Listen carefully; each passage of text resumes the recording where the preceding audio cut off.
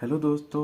आज की वीडियो में दोस्तों हम बात करने वाले हैं एक ऐसे महत्वपूर्ण निबंध के बारे में जो परीक्षा की दृष्टि से बहुत ही अहम माना जाता है।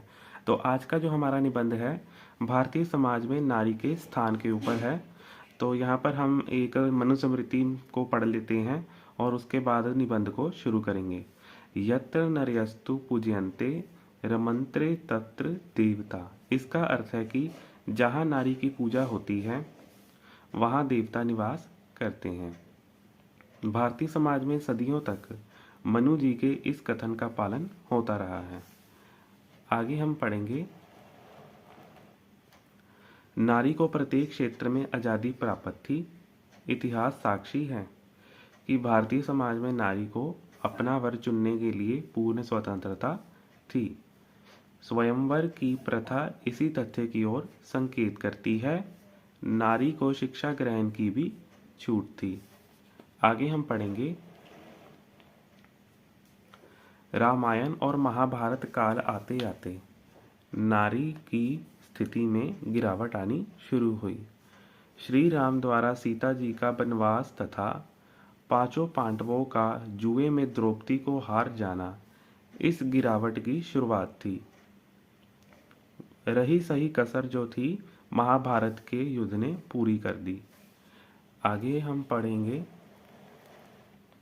मुसलमानी शासन में भारतीय समाज में पर्दा प्रथा, सती प्रथा, बाल विवाह, कन्यावध का प्रचलन शुरू हो गया।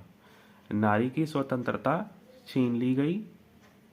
उसे घर की चार दीवारी में कैद कर दिया गया। आर्थिक दृष्टि से नारी पुरुष के अधीन होकर रह गई। आगे हम पढ़ेंगे, हिंदी साहित्य के आते आते नारी को भोग विलास की सामग्री समझा जाने लगा।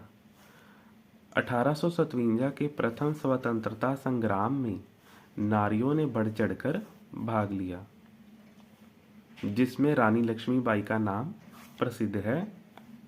इसके अलावा स्वामी दयानंद सरस्वती ने शिक्षा और विधवा विवाह के पक्ष में आंदोलन चलाया।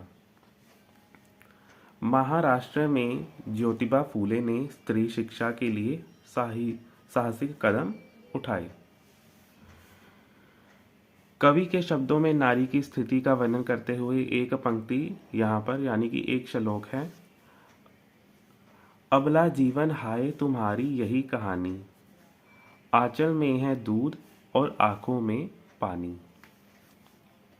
आगे हम पढ़ लेते हैं, आज़ादी से पहले भारतीय समाज में दहेज प्रथा नारी के लिए एक अभिशाप बन चुकी थी। इस प्रथा के अंतर्गत नारी का क्रय विक्रय होने लगा। इसीलिए कन्याओं को जन्म से पहले ही मार दिया जाता था।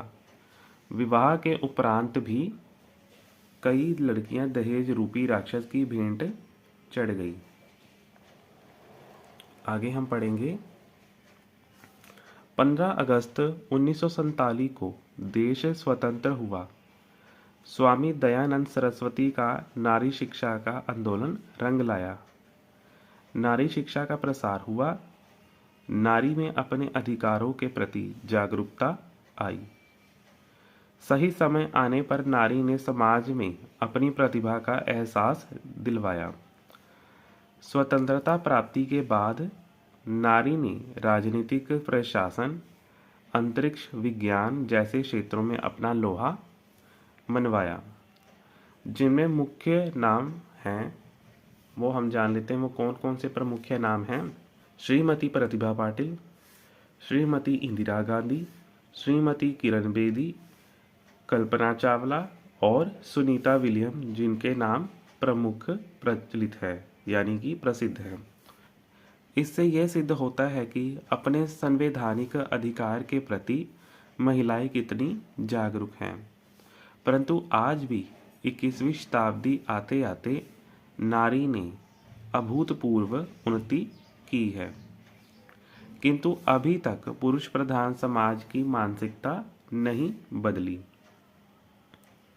नित्य बलात्कार, शोषण की घटनाएं पढ़ने को मिलती हैं। आगे हम पढ़ेंगे, ऐसी घटनाओं की रोकथाम की जानी चाहिए। नारी के बढ़ते कदमों को कोई रोक नहीं सकता। तो आई होप कि दोस्तों आप सभी को आज की वीडियो पसंद आई होगी। अगर आज की वीडियो से कुछ सीखने के लिए मिला या वीडियो पसंद आई तो वीडियो को प्लीज़ लाइक कीजिए, कमेंट कीजिए और सब्सक्राइब कीजिए। अभी के लिए मुझे दोस्तों दीजिए इजाज़त। धन्यवाद।